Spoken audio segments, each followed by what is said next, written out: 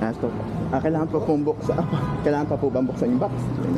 Pangalan ng mga Espiritu Santo, sumainyo ang Panginoon. At sumayin niyo rin po. So, una-una, pagpapaspas ay pasasalamat, no? Apo. So, ito ay pinagkaloob niya sa iyo. Nawa, pasalamatan natin siya. No? Bago humingi ng mas malaki pa rito at mas magharap pa, ito na muna. Ay pinagkaloob, pasalamatan. Pangalawa, ito ay gagamitin para sa inyong kapurihan, hindi para ipagmalaki.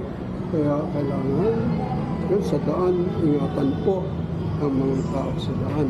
At ating panalangin, ikaw ay ingatan sa mga kapamakan at ang mga kasakay mo upang sa gayon ay tunay ng karating kayo sa inyong karoroonan ng mapayapa. Pero habang nakasakay dito, alalahanin natin ng ating buhay ay paglalakbay dito sa lupa, paglalakay sa pag-ibig at pagmamahal upang makarating sa buhay na walang.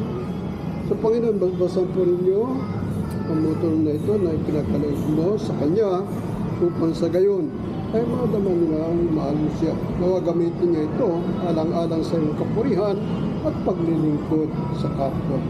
At Panginoon, ingatan nawa niya, ingatan mo siya upang siya ay makarating sa kanyang paroonan mas payapa at hindi lamang makarating sa paroonan dito sa lupa na mapayapa, makarating sa buhay na walang hanggan sa langit. At nawa, Lord, ingatan niya rin ang mga tao sa langit. Sa Ama, Espiritu Santo. Amen. Okay po. Ito pa. Father. Oy, Thank thank you you very po. much. God bless. God bless po.